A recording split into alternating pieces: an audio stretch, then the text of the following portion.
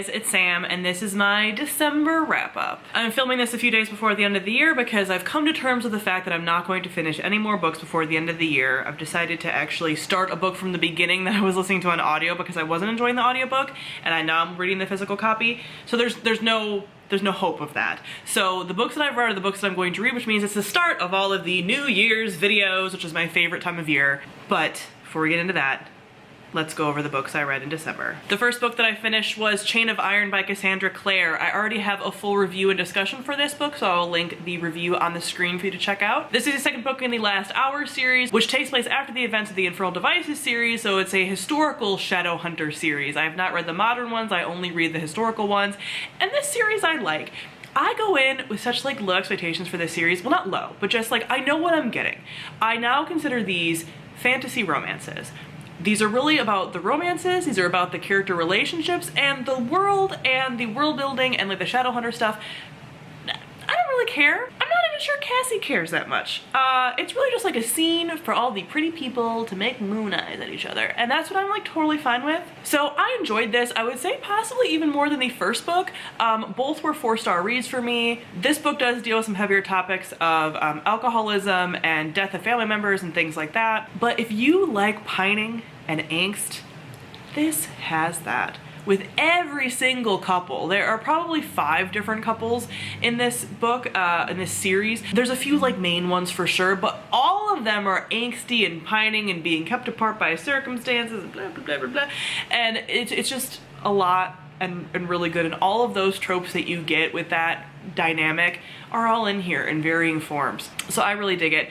I am continually just disappointed, like I mentioned, by like the villains are just so mediocre and don't really feel dangerous at all, and the world is like, this is fun, but like whatever. So yeah, I enjoy these. 4 out of 5 stars. Then I read Always in December by Emily Stone. This created a lot of content for me on TikTok. If you're not following me on TikTok, it's thoughtsontomes_. This I found in the review section of NetGalley that was for romances originally, okay?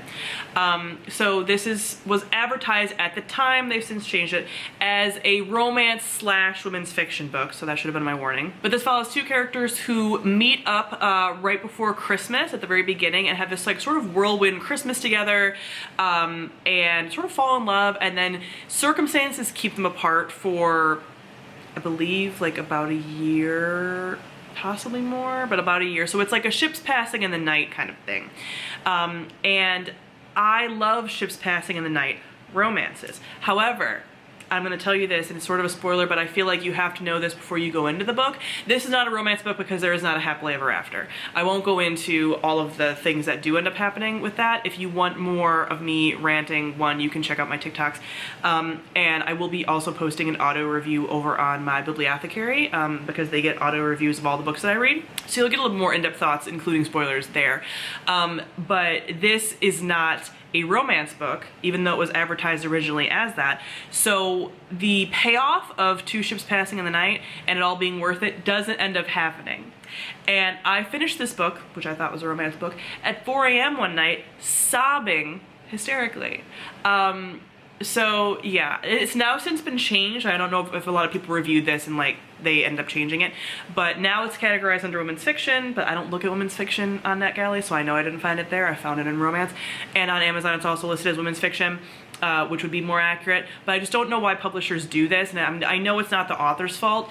Publishers do this, I think, to like wrangle in the romance readers, not realizing that the romance readers are gonna hate that, because the one requirement for a romance genre book is a happily ever after.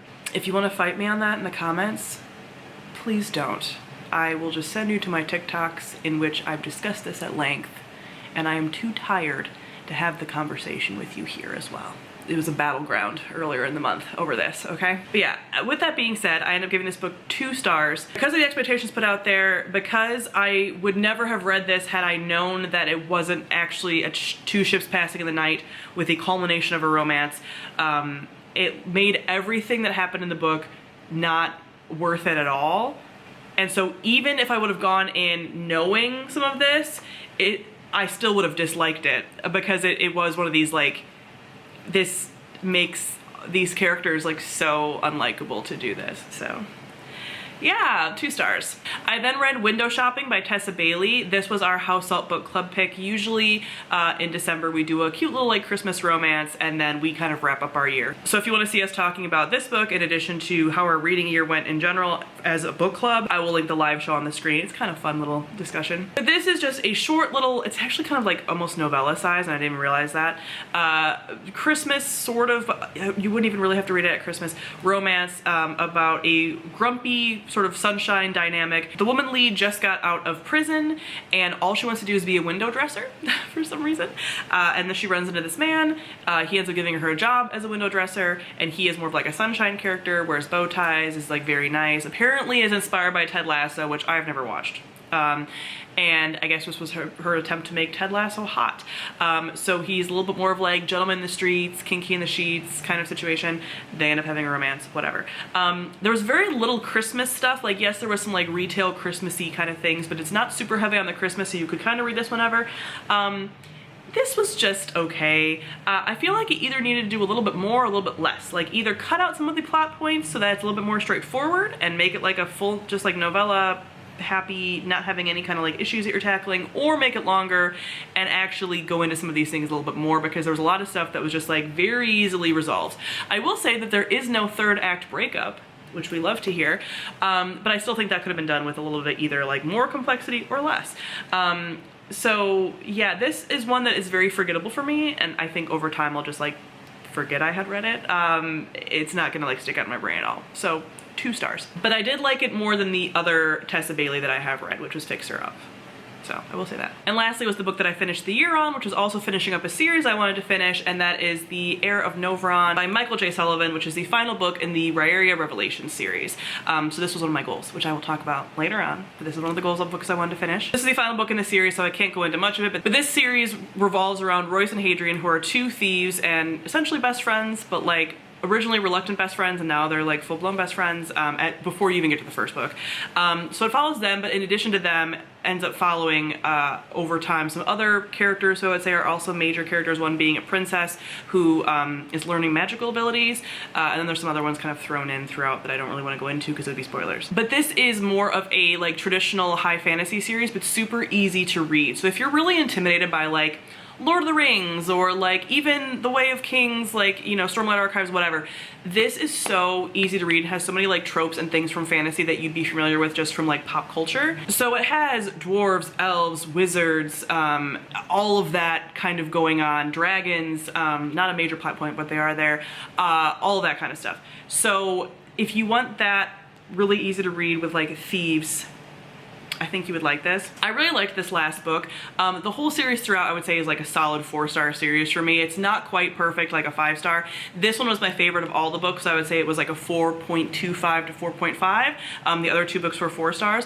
What was really nice about this one, particularly the last part of this, because these are actually 2 books that were like bound up when he was traditionally published. So it's sort of separated into 2, which makes each book read even faster because you kind of you have 2 books kind of in one. But anyway, what I liked about this final book is he ties everything together really, really well. And there's so many things brought in from previous books and so many like points and things brought in, and that was really satisfying. The twists in here were only very, very, very lightly foreshadowed, so I would have preferred a little bit more foreshadowing. I'm somebody who likes a little bit more of like, I'm following what you're like sort of putting down, but even the stuff that like happened, I was like, oh wow, really kind of cool. And I really like all of our main characters. I will say where this series doesn't quite stick the landing for me is the side characters are not quite flat. Maybe like a little wooden. They're not like horrible, but they don't really stick out to me, and so I'm not really super connected to them, and there's a ton of side characters, so I'd prefer if I felt like a little bit more connection there. And then I don't feel like the villains are particularly strong, and they could be. I definitely don't like them, but they definitely could be stronger. Oh, there are also a number of triggers in here for death of a loved one, suicidal thoughts, and mentions of rape, as well as some fat-phobic descriptions of characters. That's another thing that I don't love about this series, is the description of fat characters is just like very grotesque for no reason. So not perfect, but the way the women characters in particular are done, especially being written by a man, I appreciate. They feel very like fully fleshed out and complex, and I really appreciate that. And he also has a really good way of like making some of his male characters like totally awful, which again, I just good for you. So overall, really liked this series. Solid series. I liked how he wrapped it up, and I do plan on reading more of his series, both set in this world, and I think he has some also outside of this world. So that is it for all the books that I read in December. Comment below, let me know how your reading month went. Like I mentioned, look forward to all of my end of the year, beginning of the year videos coming up in the next few weeks. Thank you all for watching, and I'll see all of you guys soon. Bye.